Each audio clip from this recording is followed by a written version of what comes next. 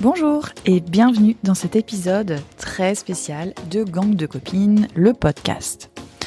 Et oui, pourquoi spécial ? Aujourd'hui, nous célébrons le premier anniversaire de ce podcast dédié à la sororité.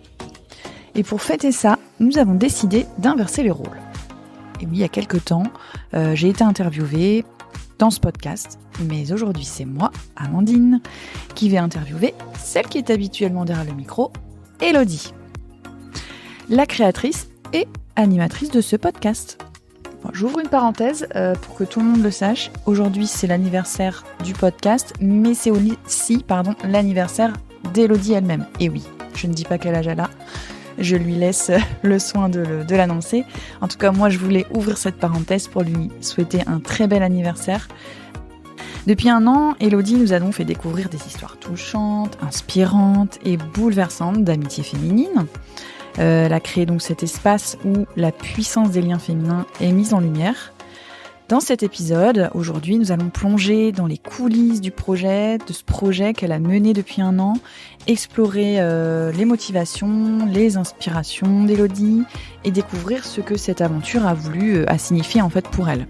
Attention, préparez-vous pour une conversation riche en émotions et en découvertes. Sans plus attendre, accueillons notre invitée du jour, Elodie. Merci Amandine, merci pour cette intro. Merci d'avoir accepté qu'on inverse aujourd'hui les rôles et merci de m'avoir souhaité mon anniversaire puisque en effet, on est le 30 juillet 2024 et cette journée, elle est spéciale pour 3 raisons. La première, c'est que le 30 juillet, chaque année, c'est la journée internationale de l'amitié. Donc à la base, j'avais décidé de lancer le podcast le 30 juillet pour cette date. La deuxième raison, c'est qu'aujourd'hui, c'est les 1 an du podcast et je suis ravie parce que c'est un joli projet, c'est mon bébé et j'ai grandi avec lui. Il a évolué au cours de l'année et il y a des nouvelles choses que j'aurais envie de faire, dont je parlerai plus tard. Mais voilà, c'est un projet d'1 an. 1 an, c'est beaucoup et je suis ravie d'avoir amené ce podcast, de l'avoir fait pendant 1 an. Et oui, on est le 30 juillet 2024 et la troisième raison pour laquelle cette journée est particulière, c'est que, en effet, c'est mon anniversaire. Merci de m'avoir souhaité mon anniversaire. Et j'ai 40 ans. 40 ans, ouais. En fait, je le dis en étant un peu crispée, mais c'est marrant. Je suis ravie, ça me fait bizarre et 40 ans, c'est beaucoup et en même temps, c'est rien. J'ai l'impression d'avoir vécu 2000 ans déjà et d'avoir vécu plein d'expériences, plein de choses, d'avoir rencontré des tas de gens, d'avoir eu des tas de moments heureux et moins marrants évidemment.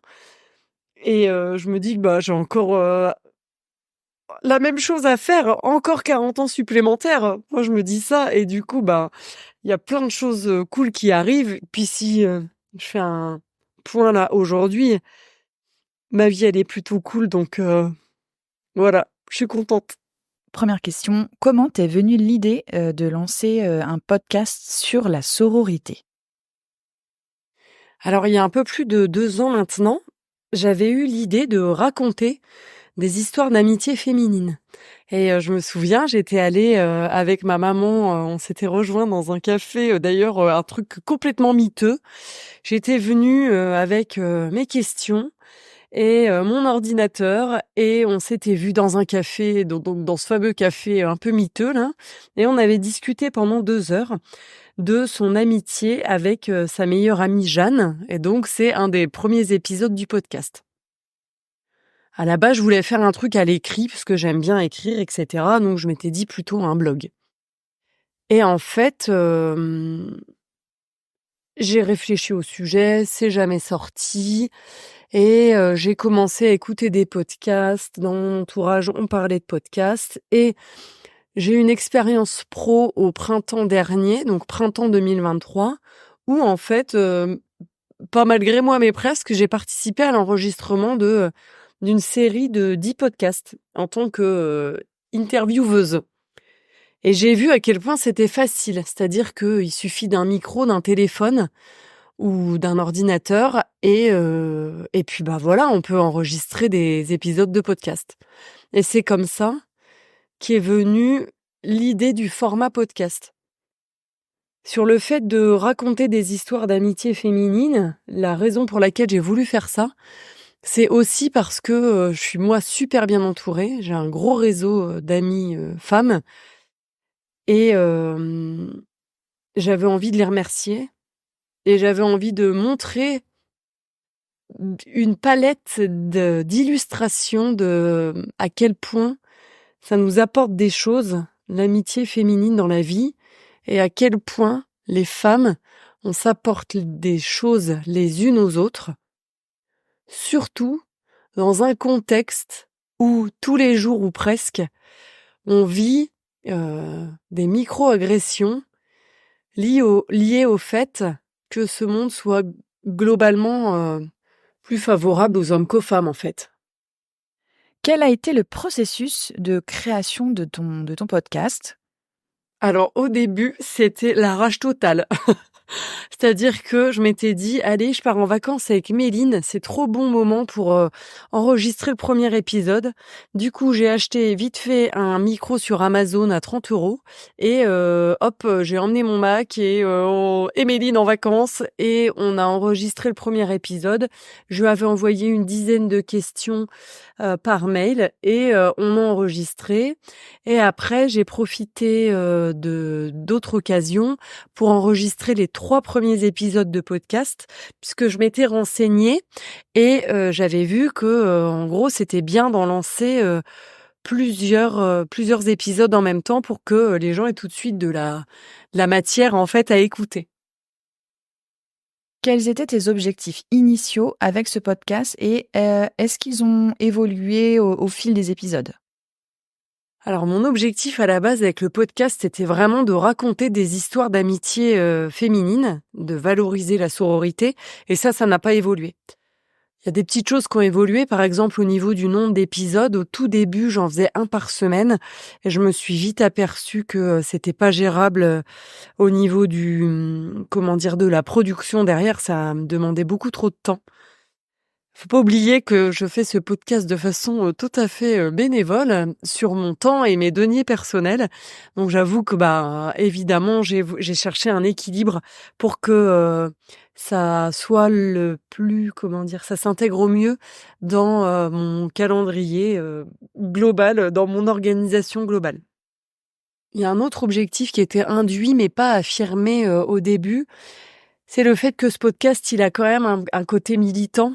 C'est-à-dire que c'est ma façon à moi, dans cette société qui est pas forcément, toujours très douce avec nous les femmes et où il y a beaucoup de clichés autour de l'amitié féminine. Je voulais lutter contre ça et du coup, ça en fait un podcast avec une couleur féministe et je suis trop fière de ça. Qu'est-ce qui t'a le plus surpris, dans la réalisation de ce projet? Ce qui m'a le plus surpris dans la réalisation de ce projet, c'est de trouver autant de connexions avec autant de personnes différentes.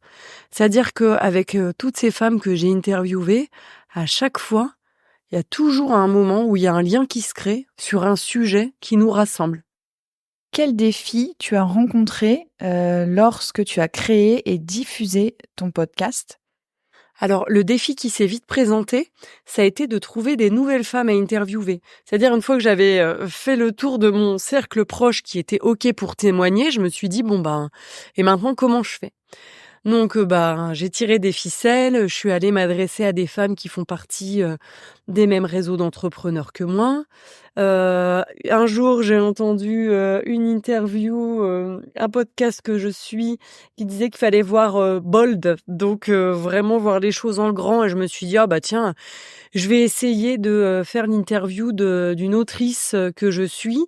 Je lui ai envoyé un petit message 2 secondes après, elle me renvoyait un vocal en me disant que c'était OK. Et donc en fait, j'ai eu tous ces petits déclics, des petites choses qui se sont, décantées chez moi et qui m'ont permis, comme il y a un verrou qui se lève, il y a quelqu'un qui me dit oui, du coup, je vais continuer à aller poser, à aller demander à des nanas que je suis sur les réseaux si elles sont OK, pour répondre au podcast. Y a-t-il une interview ou une histoire qui t'a particulièrement marqué et pourquoi? Alors, je me souviens que j'étais particulièrement stressée quand on a enregistré le tien d'épisode de podcast parce que ton histoire d'amitié avec Sandrine, je la connaissais et je connaissais aussi Sandrine, que je sais à quel point votre relation elle était belle et j'avais pas envie de mettre du pathos et un truc lourd et trouver le bon ton, le bon positionnement pour raconter cette histoire, que ça lui rende un bel hommage et tout en humilité et moi en restant à ma place. C'était j'étais trop contente qu'on fasse ça et en même temps c'était, assez, bouleversant. Il y a un autre, épisode qui m'a bouleversée, i en début d'année. C'est celui de Margot, parce qu'en fait, on a parlé, du décès de son papa et je venais de perdre le mien et on en a parlé qu'après l'enregistrement de son épisode et ça a été, une connexion du coup entre nous, qui a forcément été forte et je parlais des liens qui se font, de façon, spontanée, toutes ces connexions que j'ai eues avec ces femmes. Cette connexion-là avec Margot, étant donné que j'étais dans un comment dire? Étant donné que j'étais dans un moment de ma vie, très difficile, cette connexion, elle m'a sauté au corps, quoi. Enfin, elle m'a pris vraiment les tripes et voilà, ce moment, il est vraiment, marquant pour moi. Comment, est-ce que tu peux nous expliquer comment tu choisis tes invités? Alors, j'ai 2 moyens de procéder. Le premier, c'est je lance des appels à candidature dans des groupes Facebook, par exemple, ou sur les sites des réseaux d'entrepreneurs dont je fais partie. Des femmes viennent vers moi en m'expliquant quelles histoires elles ont envie de raconter et on se lance. Et le deuxième mode, c'est moi qui vais, contacter directement des personnes, sur Instagram principalement où, je rentre en contact maintenant assez facilement avec des gens que je suis, des femmes, que je trouve badass ou inspirantes ou, qui ont des histoires, cool déjà, que je suis depuis un moment sur les réseaux et je leur demande si elles ont envie de participer au podcast. Quels sont les critères que tu prends en compte pour sélectionner les histoires à partager? Alors, c'est pas vraiment des critères de sélection, mais en tout cas, il y a 2 choses que je fais systématiquement dans mes épisodes. La première, c'est toujours raconter une histoire d'amitié entre 2 femmes ou plus et la deuxième chose, c'est que j'essaye à chaque fois de, d'avoir un angle particulier, d'aborder un thème spécifique. Les amitiés virtuelles, la maternité, la maladie, l'entrepreneuriat et cetera. À chaque fois, en fait, de parler d'un sujet spécifique pour donner une couleur à chaque épisode. As-tu constaté des thèmes, qui reviennent, des thèmes récurrents ou des points communs dans les histoires que tu as partagées? Il y a 3 thèmes qui reviennent assez régulièrement. Le premier, c'est le soutien, donc le soutien qu'on s'apporte, nous toutes, les femmes, ou dans une relation, entre femmes et voilà, c'est aussi une des raisons pour laquelle j'ai créé, ce podcast et que je l'ai appelé Gang de copines, parce que, moi je vois, toutes ces femmes et toute l'amitié, toute la sororité là qu'on entend, pardon, dans tous ces épisodes comme un énorme gang d'amies, liées, les unes aux autres.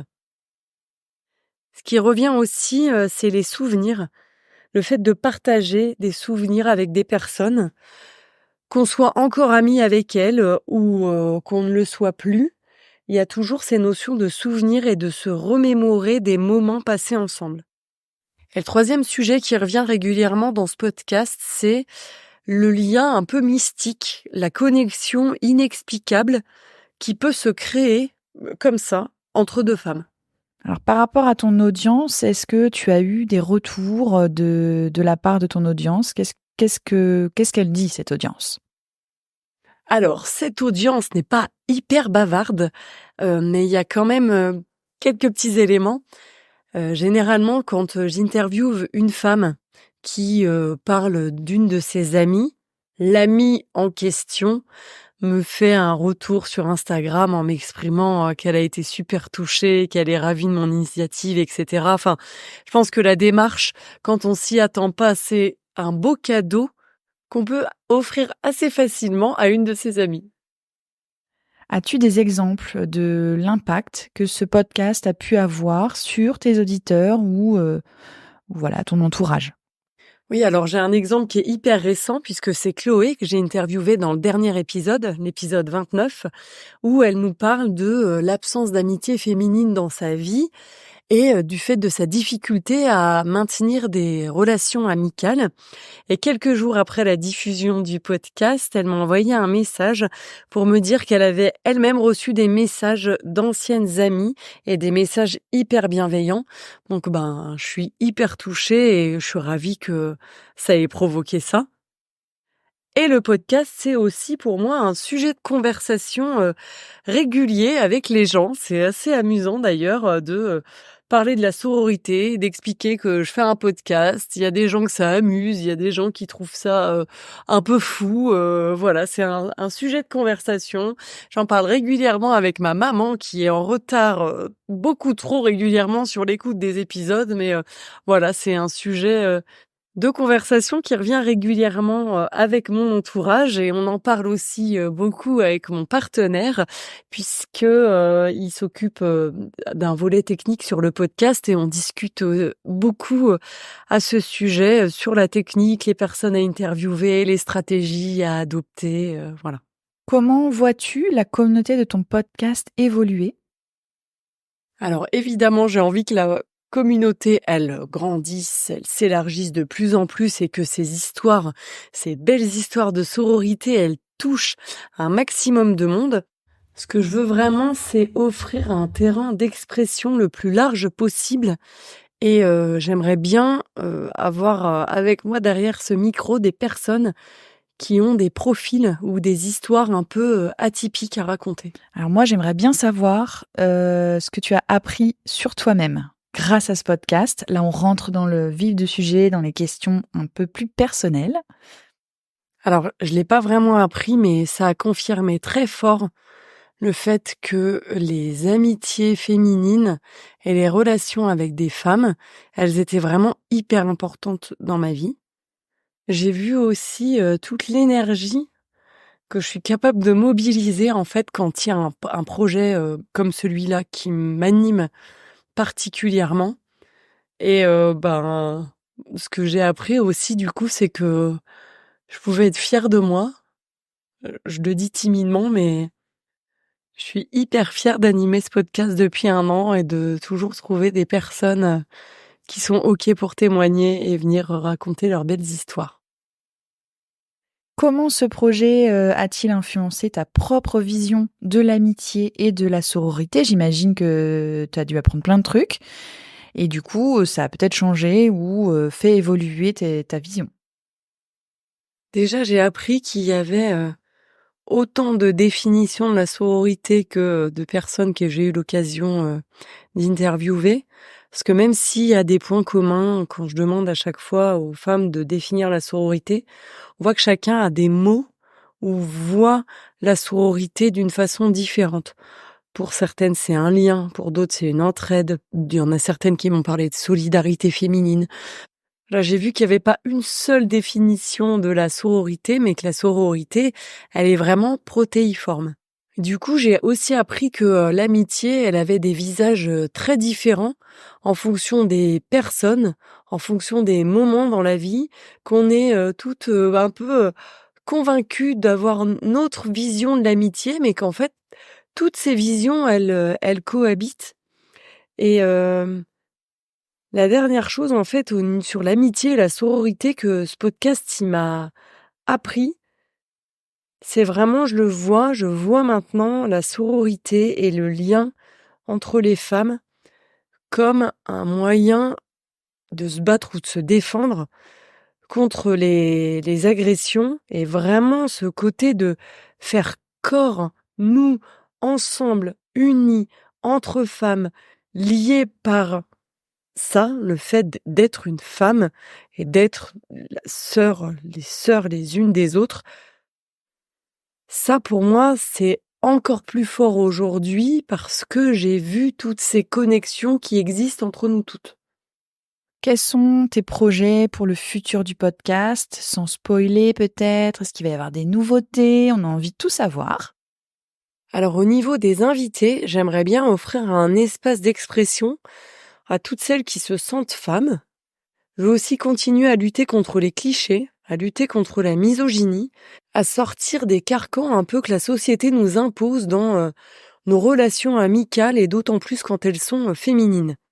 Et donc pour faire ça, évidemment, j'ai envie de continuer à interviewer des femmes qui sont situées un peu partout et d'interviewer des personnes qui ont des belles audiences pour qu'on diffuse encore plus fort ces beaux messages de sororité.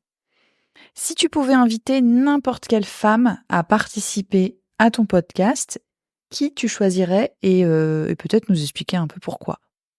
La première femme qui me vient à l'esprit comme ça, là, c'est Michelle Obama, parce qu'elle a un parcours hyper inspirant, plein de rebondissements, et du coup, je serais très curieuse de savoir quelle place a la sororité dans une vie si riche et mouvementée. Est-ce qu'il y a eu des moments drôles ou inattendus lors des enregistrements que tu aimerais partager? Ah bah, il y a mon chat qui s'invite régulièrement quand j'enregistre des épisodes de podcast à distance. Elle vient, elle marche sur mon ordi, donc des fois ça fait un peu bugger tout ce que je suis en train de faire. Alors je me rappelle aussi avec Magali, on avait enregistré l'épisode dans un espace de coworking où on m'a dit «T'inquiète, ça va aller, c'est hyper insonorisé et tout ça». En fait, on s'est pointé dans une salle et à côté, il y avait quelqu'un qui était en visio ou qui était en réunion avec, à distance et on entendait tout ce qu'il disait, mais c'était dans l'épisode de podcast, quoi. Donc, on a dû, faire quelques manips, pour pas que ça s'entende. Il y a aussi, l'ascenseur rikiki minuscule en forme de triangle dans lequel je suis montée en priant, pour, rejoindre Céline. Est-ce que tu as une routine ou des rituels avant d'enregistrer une interview? Je sais pas, peut-être que tu fais des bruits, des exercices, de yoga, je sais pas, hein, raconte-nous. Ce que je fais vraiment avant d'enregistrer, c'est juste d'être sûre d'être dans des conditions, optimales, donc de prendre quelques minutes pour, bien me préparer, fermer les fenêtres, faire attention à ce qu'il y ait pas de bruit. J'aime bien prendre un petit temps aussi avec mon invité pour qu'on se détende un peu, qu'on rigole, avant de rentrer dans le vif du sujet, bien réexpliquer comment ça va se passer. Et puis si je suis encore, un peu stressée, je vais, boire un verre d'eau pour, détendre ma mâchoire, on va dire. Quel conseil donnerais-tu à quelqu'un qui aimerait lancer son propre podcast? Alors la première chose que je dirais, c'est pas vraiment un conseil, mais c'est de dire, «Vas-y, lance-toi», parce que c'est accessible aussi bien en termes financiers que techniques. Il y a pas besoin de faire un investissement à 500 €, un micro à 30 balles sur Amazon et un logiciel gratuit sur internet. Pour commencer, c'est suffisant et les vrais conseils, c'est, avoir un angle. C'est-à-dire, c'est quoi la thématique de ton podcast et réfléchir avant à est-ce que tu vas avoir suffisamment de matière pour tenir ton podcast pendant les mois, années qui viennent? Et la dernière chose, le dernier conseil, c'est vraiment de planifier, c'est-à-dire d'avoir un calendrier où tu sais à quel moment tu enregistres tes épisodes, à quel moment tu les montes et à quel moment ils vont, être, publiés parce que c'est la régularité qui est hyper importante. Cette régularité, elle est importante pour tes auditrices et tes auditeurs qui vont avoir envie de retrouver, régulièrement, ton podcast et de voir qu'il vit et qu'il se passe des choses, de façon, régulière. Régulière, ça veut pas forcément, dire, fréquent. Tu es pas obligé de sortir, 2 épisodes toutes les semaines, mais ça veut dire que tu tiens une, comment dire? Une fréquence et que tu t'y tiens. Si c'est les dimanches toutes les 2 semaines, alors ce sera les dimanches toutes les 2 semaines. Et la régularité, elle est aussi importante pour les plateformes de diffusion et pour les moteurs de recherche sur lesquels on va pouvoir trouver tes épisodes pour expliquer à tous ces petits algorithmes que ton podcast, il est vivant, qu'il se passe des choses et que donc il faut qu'ils viennent regarder ce qui se passe par chez toi. Et ma dernière question, peut-être que c'est celle qui va intéresser le plus de gens, je ne sais pas. En tout cas, moi, j'ai envie de savoir. Et si tu devais parler d'une histoire de sororité, une histoire d'amitié donc, laquelle serait-elle? Et pourquoi tu aurais envie de parler de cette histoire? Alors, je vais pas vraiment répondre à cette question parce que je sais pas trop comment y répondre en fait. Je pense pas à une grande histoire d'amitié célèbre là par exemple dont je voudrais parler.